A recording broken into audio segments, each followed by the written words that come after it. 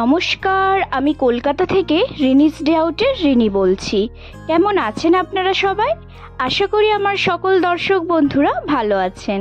সকলের সুস্থতা কামনা করে একটা নতুন দিনের শুরু করেছি একটা নতুন ভ্লগের সঙ্গে। আজকে 3টে মাঝারি সাইজের ইলিশ রান্না করব।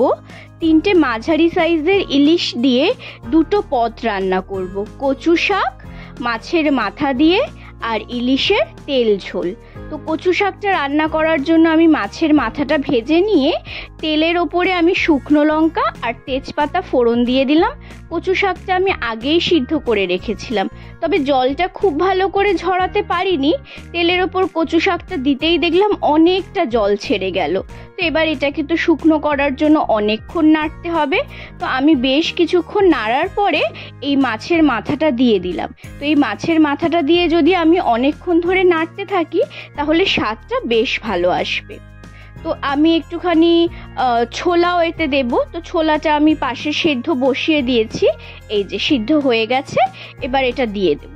এই রান্নায় কিন্তু মশলা একেবারেই বেশি লাগে, আমি তো অন্তত দিই না। যদিও আমি অনেককে দেখেছি আদা দেয়, আমি দিই না। এতে মশলার হিসেবে আমি দিলাম একদম সামান্য একটু রাঁধুনি আর একটু ধনে, আর কিচ্ছু না। ওইটা আমি মিক্সিতে বেটে নিয়েছি, ওইটুকুই দিয়ে দিলাম যত সামান্য।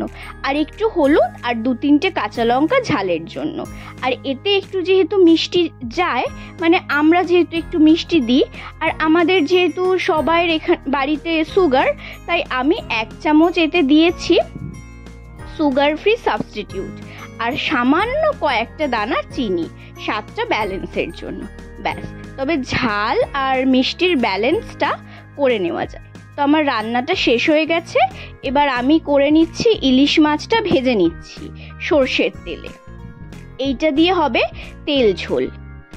এই ইলিশের তেল ঝোলটা সাধারণত কাঁচা মাছ দিয়েই হয়। যেহেতু আমি একদম কাঁচা মাছটা এই তেল ঝোলে খুব একটা পছন্দ করি না, তাই একেবারে হালকা করে ভেজে নিচ্ছি। জাস্ট এপিট ওপিট তেলে একটু নেড়ে চেড়েই তুলে নেব। এই যে এইবারে আমি এখানে মাছের রান্নার জন্য যা যা সবজি, কাঁচা লঙ্কা, টমেটো যেগুলো লাগবে সেগুলো আমি এই কাউন্টার টপের ওপর একে একে রেখে সমস্ত কেটে নেব। তার আগে কিন্তু আমি কাউন্টার টপ একেবারে ক্লিন করে নিয়েছি। এই রান্নাটা একদম প্লেন করা যায় অথবা বেগুন দিয়ে ভালো লাগে। আমার বেগুন দিয়ে বেশ ভালো লাগে, তাই আমি নিয়ে নিয়েছি একটা বিগ সাইজের বেগুন, আর কিচ্ছু না। আর আমি এই রকম রান্না করতে করতে রান্নাঘর পরিষ্কার করতে বেশি পছন্দ করি। এতে সময় অনেকটাই সাশ্রয় হয়।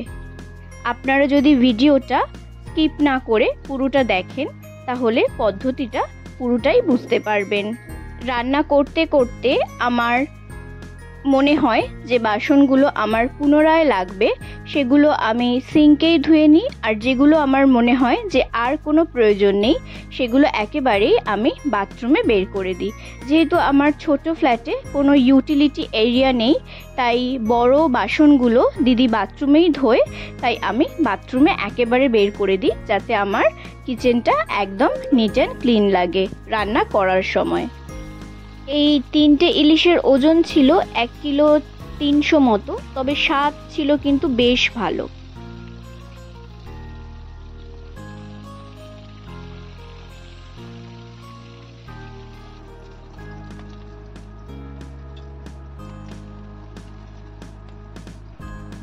এই যে কথা বলতে বলতে মাছগুলো আমার এপিট ওপিট ভাজা হয়ে গেছে, এবার তুলে নিচ্ছি। সিজন হোক বা অফ সিজন, ইলিশ মাছ কিন্তু আমাদের সবসময় খেতে ভালো লাগে। আর ছোট ইলিশ সবসময় স্বাদ ভালো হয় না, কিন্তু এই যে মাছটা আমি রান্না করছি এটার কিন্তু স্বাদ বেশ ভালো ছিল। আর ইলিশ মাছের কিন্তু নিজস্ব গুণ, মানে খাদ্য গুণ কিন্তু অনেক। মানে এর মধ্যে যেহেতু ওমেগা 3 ফ্যাটি অ্যাসিড প্রচুর পরিমাণে থাকে, তাই ইলিশ মাছ একটু ছোট হলেও যদি বাজারে পাওয়া যায় সেটা কিন্তু নিয়ে এসে খাওয়া যেতেই পারে, কারণ এর স্বাস্থ্যসম্মত গুণাগুণ কিন্তু অনেক। এই যে এবার আমি টমেটো, কাঁচা লঙ্কা এগুলো কেটে নিচ্ছি। আর কাঁচা লঙ্কা আমি সর্ষের সঙ্গে বেটেছি, আর এইগুলো আমি আগা মাথা কেটে নিলাম একটুখানি ঘ্রাণের জন্য, মানে সুগন্ধের জন্য। আর টমেটো এইরকমভাবে আমি দানাগুলো বের করে নিই, মানে আমাদের যেহেতু একটু ইউরিক অ্যাসিডের প্রবলেম আছে তাই জন্য, মানে সব রান্না তো সব সময় টমেটো ছাড়া ভালোও লাগে না, তাই মাঝে মাঝে চেষ্টা করি যে একটু দানাগুলো এইভাবে ফেলে দেওয়ার। এই যে আমার সেকেন্ড ব্যাচের মাছ ভাজাও হয়ে এসছে, এবার চলে যাব মূল রান্নায়। কিন্তু আজকের তেল ঝোলটা আমি বেগুন দিয়ে রান্না করব, আর এতটা ইলিশ মাছের তেলের ওপরে যদি আমি বেগুনগুলো ছেড়ে দিই পুরো ইলিশের তেলটাই বেগুনে টেনে নেবে, তাই আমি এই বাটিটার মধ্যে প্রথমে পুরো তেলটা তুলে নিলাম, আর 2 টিস্পুন মতো তেল আমি এতে রেখে বেগুনগুলো দিয়ে ওই সামান্য তেলে আমি বেগুনগুলোকে একদম গ্যাসের ফ্লেমটাকে হাই রেখে জাস্ট ওপরটা লাল করে ভেজে তুলে নিচ্ছি। এইগুলো তুলে নেওয়ার পরে আমি কি করছি, ওই বাটির তেলটা এবার এর মধ্যে দিয়ে দিচ্ছি, দিয়ে ওই তেলের ওপর আমি একটু বেশি পরিমাণে কালো জিরে ফোড়ন দিয়ে দিলাম, আর একটা কাঁচা লঙ্কা আমি ফোড়ন হিসেবে এর মধ্যে দিয়ে দিচ্ছি গন্ধের জন্য, আর ওই টমেটোগুলো দিয়ে দিলাম। এবার নুন দিয়ে দিলাম যাতে টমেটোটা ভালো করে নরম হয়ে যায়, কারণ টমেটো কোনো রান্নায় দিলে সেটা ভালো করে না কষালে কাঁচা টমেটোর গন্ধ থেকে যায়। এবার এই গোটা কাঁচা লঙ্কা দিয়ে দিচ্ছি আমি ভালো একটু গন্ধের জন্য, আর ঝালের জন্য কিন্তু আমি এই সর্ষের মধ্যে কাঁচা লঙ্কা বেটে নিয়েছি। ব্যাস, এবার ওই জলটা ফুটতে থাক আর আমি সাইড বাই সাইড কিচেনটা পরিষ্কার করতে থাকি।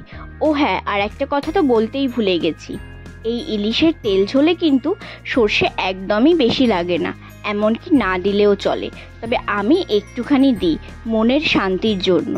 1 চামচ সর্ষের মধ্যে কয়েকটা কাঁচা লঙ্কা ঝালের জন্য বেটে সেই সর্ষেটুকু আবার ছেঁকে দিয়েছি, শুধু জলটা, এইটাই বলার ছিল।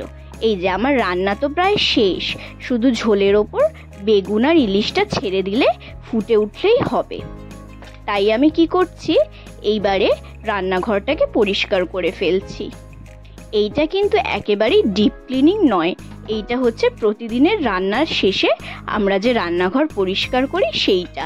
এটা হচ্ছে আমার ডেইলি ক্লিনিং। যেহেতু আমার রান্নাঘরটা ছোট, তাই কি হয়, গ্যাসের একদম পাশাপাশি যেহেতু আমার এই শখের জিনিসগুলো থাকে, তাই আমি একেবারেই চাই না যে এগুলো খুব তাড়াতাড়ি নষ্ট হয়ে যাক, তাই এগুলো আমি প্রতিদিন করি। এই যে ঝোলটা ফুটে উঠেছে, এইবার আমি এই বেগুনগুলো আর ইলিশগুলো দিয়ে গ্যাসটা একেবারে কমিয়ে দেবো, আর এইটা ধিমে আছে হতে থাকবে। আজকের এই দুটো রান্নাই কিন্তু একেবারে মশলার আধিক্য ছাড়া, কিন্তু এই দুটো রান্নার স্বাদ যে কি অপূর্ব, যদি আপনারা না খান তাহলে কখনোই বুঝতে পারবেন না। দুটো রান্না কিন্তু একসাথে আপনার দরকার নেই, যে কোনো একটাই যদি হয় না, আপনার এক থালা ভাত এমনিই উঠে যাবে। এই যে এইবার আমি এই ট্রেটাকে পরিষ্কার করে নিচ্ছি। এইটা যে কি নোংরা হয় না, কি বলবো। সকালবেলা মিস্টার সেন এই যে ডিম সেদ্ধ করে আর এই নুনের কৌটোটা খুলে এখান থেকে নুন নেয় আর একদম চারিদিক নুন ফেলে ভর্তি করে। দাঁড়ান, ট্রেটাকে দেখাই, দেখুন কি অবস্থা। এই দেখুন। যাক, তবুও তো সকালবেলা ঘুম থেকে উঠে চা, বিস্কুট, ডিম সেদ্ধ এগুলো তো হাতের কাছে পাই, এটাই বা কজনে পায়, তাই না? এইবার এইগুলো একটুখানি পরিষ্কার করে নেব। আর এই র্যাকটার ওপরে যেহেতু আমার গুঁড়ো মশলার কৌটোগুলো থাকে, তাই ওই মাঝে মাঝে গুঁড়ো মশলাও এখানে ছিটিয়ে ছিটিয়ে পড়ে, তো এইগুলো একটু মাঝে মাঝে পরিষ্কার করে নিতে হয়। আজও তাই করছি।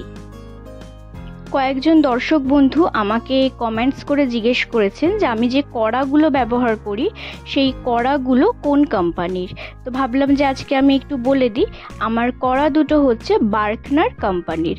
বার্কনার কোম্পানিটা আপনারা সার্চ করে দেখতে পারেন, বার্কনার কোম্পানিটা খুব ভালো রেপুটেড একটা কোম্পানি। আর এই বার্কনার হচ্ছে এদের যে সমস্ত ইউটেন্সিলসগুলো আছে এগুলো পিওর স্টেনলেস স্টিলের।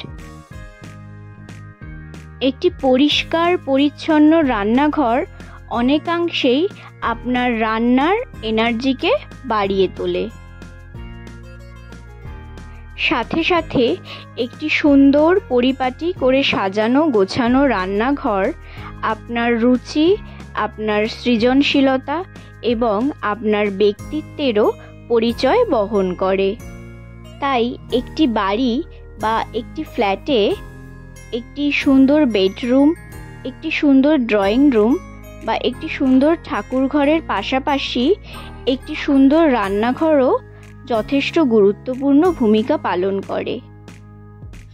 ব্লগটি এখানেই শেষ করছি বন্ধুরা।